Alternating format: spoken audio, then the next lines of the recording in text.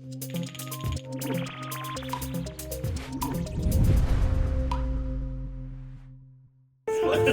or something. Hello. That'll do. We've just done sprint planning. Going to be a little bit of a fun week for us all. Primarily for me, it's going to be Skylet work, the growl. I'm not really sure what we're going to do after that. It's either going to be Wendy, the Triceratops, or Camp Skylet. We'll see how it goes. I'll decide later down the line. And yeah, me and Laura are working on the inside zones for the game, so the house, and Laura's got some more assets ready for that, and the cave. Hopefully get that working. Lee's working on Hexseed. He's ill, bless him. He's trying not to cough right now, you can see. But yeah, that's basically it, right? Yeah, I think so. We're done? We're good. Yeah. We're done. Woo. Okay, so today I'm working on something a little bit different. So I'm working on the interior of the house. So this is something that this was one of the things I don't really know what I'm doing. So I think the idea is that we have a separate scene that when you go into the house, like doorway, you basically fade to black, and then it loads the house, and then it'll put you in here. And then we've got this sort of like interior design that Laura's been working on. It's still in progress, but the idea is that you can move around the house, and then the walls sort of update to show you. Well, it's so that you can actually see inside. Because if you had all of the walls up at once, then you wouldn't be able to see in at all, right? And I think it's looking okay. It's a bit jumpy at the moment. We'll kind of see what that feels like, I guess, going forward. But yeah, I'm going to try and get it working, and this is just the start of the house as well, so this is sort of like when you've just fixed up the house. The idea is that we've got this modular system. I've forgotten the scene view. It's all of these wall parts are sort of like modular, so we can make and customize it however we want. The idea is that when you upgrade the house is going to get bigger, and then there's going to be like different rooms and stuff that you unlock. So I'm going to have a go at that now and see what that feels like. But I've also just got this delivered. We've got a bunch of stuff delivered, but it is a long Ethernet cable, so I can plug in the Xbox and try and get a build working on that as well, because I think I fixed a few bugs that we had last week with it. It's just that we were waiting on the cable because I need to plug that Xbox in over there. By Lee.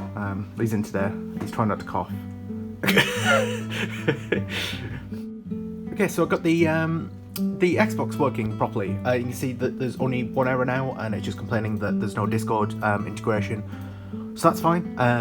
Not quite sure why the Skystead Ranch logo isn't there, but I managed to get all the meshes working, and it all seems to be working, and it's running on the Xbox, which is plugged in, wired. It barely reaches, but we've got it working. So fingers crossed we'll actually be able to go ahead with this, but I think we've got a planned date in mind for when we're actually going to decide whether or not we are going to go ahead with Xbox stuff. Oh, there we go. There's a few more errors, but yeah, it's looking all right. Okay, so I thought I'd do a little recording to sort of show off the rigging for the growl, as it's quite different from the other rigs that I've created so far for the Skylets. It's a little bit more complicated. I was a little worried about this mane here at the top, which is going to cause a lot of issues for animating. I can already tell. I just know that when I move the head or the neck, it's going to start clipping this fur. So I'm definitely trying to build the rig with that in mind. I can see here I've started adding these new bones here, which go into, which sort of allows me to control the rig a bit more. So when these legs move, these bones should stop the body from deforming a lot, which might help the mane stay secure. And I've also got this one at the front as well here to keep the mane and sort of upper torso chest area locked in. I may add some more at the top here, so maybe add in a sort of bone that sits up here and over here on this side, just to try to keep the mane here at the top left stable. I'm not entirely sure. I've been researching a lot of rigs that other people have done for lions, and this is sort of a common thing. You can see I've also got it down here for this area and for the upper back leg as well. So hopefully this will all go well. I'm actually doing this in reverse order. Usually I texture first and then I rig, but just to make sure that the body and the mesh moves correctly, I want to do this first before animating, as it might mess up the UV map. Okay, so some pretty exciting stuff for the rig. I did manage to get it working to a degree. Like I said, I am working backwards just because I want to make sure that there's enough vertices within the mesh to be able to animate it, so when I texture I'll have to redo it if there's any problems in the future. And at this point I'm pretty safe to say that I'm confident enough to go into texturing without having to worry about the mesh anymore. I have built the rig entirely and I have done some wave paint just to ensure that this main works. And overall it does look like it works. Obviously there's a bit of clipping on the back bit of the main there, and the bottom bit here does move a bit funky, but that isn't anything to do with the sort of vertice count. This is more so just that it needs to be more wave painted a bit more efficiently, but it does sort of work quite fluently. So if I move the head here, actually too, I'll clear the transform so you can see. So if I move the head up, I want to say for the lion, sorry not the lion, the growl to sort of look up, I can move the spine here and then move this up, which gives a nice curve to the mane here, which is quite nice. If I do a bit more wave painting on this top fin here sort of thing, I should be able to make it look a bit more like a curve. So I'm going to do a bit more work on this before moving over to texturing, but safe to say the worst is behind us now, I think. Yeah, okay, so we're still working on the interior of the house. It's getting there, we're getting a bit more progress. So we did a little sketch on the whiteboard about sort of like what we want for the various upgrades. I'll see if I can show you sort of the layout that we've gone for. So you start off with just a very small room, essentially, when you first get the house upgrade. Then you upgrade the house to make it larger, which sort of knocks down this wall here and has this larger interior. And then after that, you basically get 3 upgrades that you can choose whichever one you want to do. So we've got this upgrade over here, which is the kitchen. This one over here is the library, we're calling it. And this is more of like a sort of like an awards type thing. So I'll put lots of statues down, each one essentially symbolizing a different Skylet. And then the idea is that once you've like 100% of the Skylet, for example, you might get a little like plushie or something on top of this statue, and then it's just like a little extra in-world way of showing completion stuff. So like very much like Lego Star Wars mini kit room type of thing. And then we've got this larger zone over here, which is the greenhouse. So the idea is that you'll be able to plant some crops and things in here, and we made sure that it's opposite side of the kitchen as well. But we just need to make this dynamic so that when you enter this zone, it automatically shows you the correct layout. So if we like untick the kitchen, for example, and then add the library, press play, it should look a little bit different. There are still a couple of issues, but we're getting there with it. I've also done a block out for the actual house itself, which is in the overworld as well. So when you leave the house, it shows you the upgrades and stuff when you're just in the normal world. Hey, there we go. So you see that the wall with the entrance to the kitchen is missing, and that entire zone's missing. But now we've got this zone over here, which we can access. So yeah, it's all kind of working. We just need to get it working a bit better. Okay, so Growl's going really well. I managed to get the texturing done and the rigging is also done. As you'll see in a second as well, I've also had a chance to start the animations as well, which is really cool.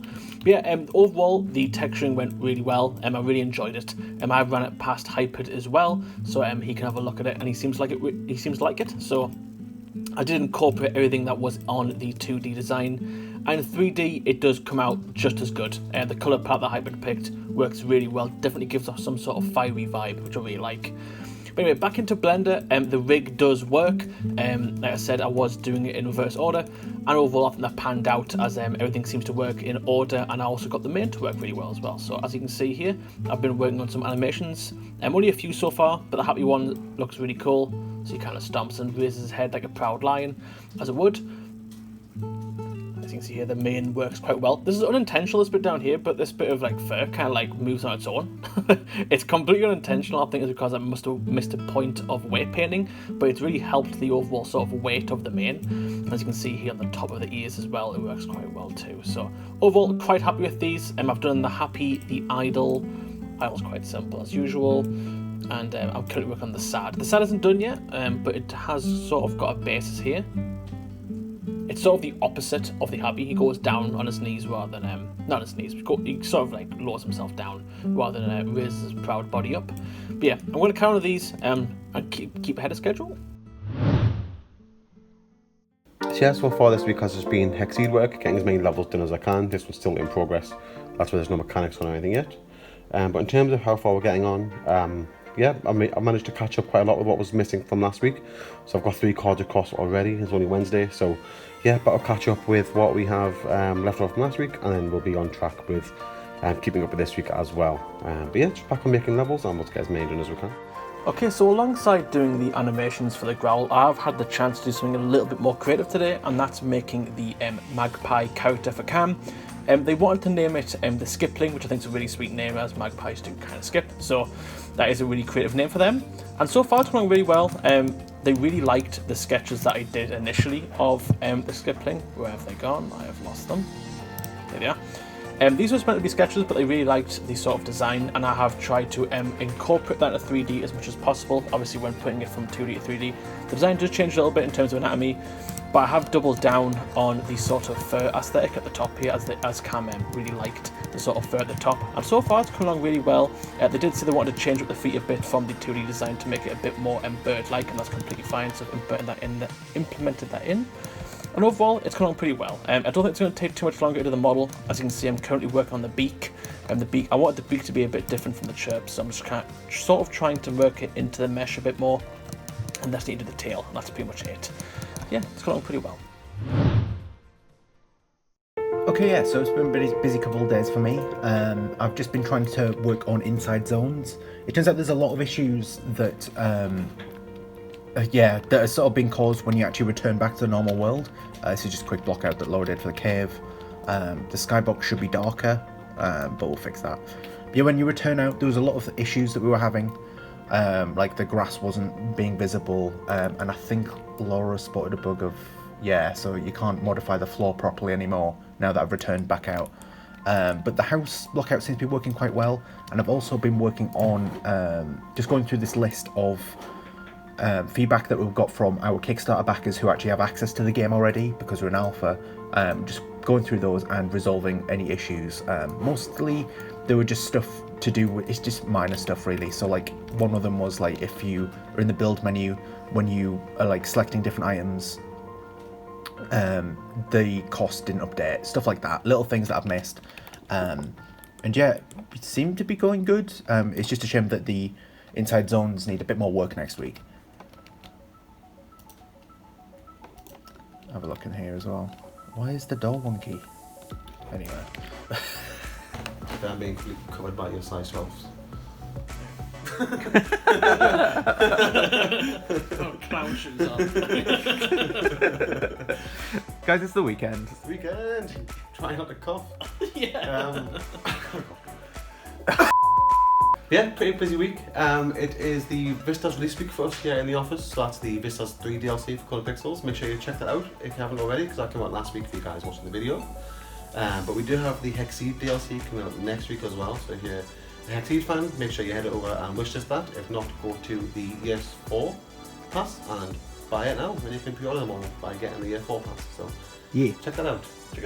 Otherwise, head over to the Skystead Ranch page on either Steam or Epic or both, and wishlist that as well, because lots of work always being done on that, and we'll keep you updated on the Steam forums and stuff like that. Yes. And thank you to all our Patreon members for showing their lovely support, our Discord members who keep the community running and vibrant, and thank you to everyone who joined the stream next week and for the stream today as well. So thank you to everyone. And Lee's mum. Thank you to Lee's mum.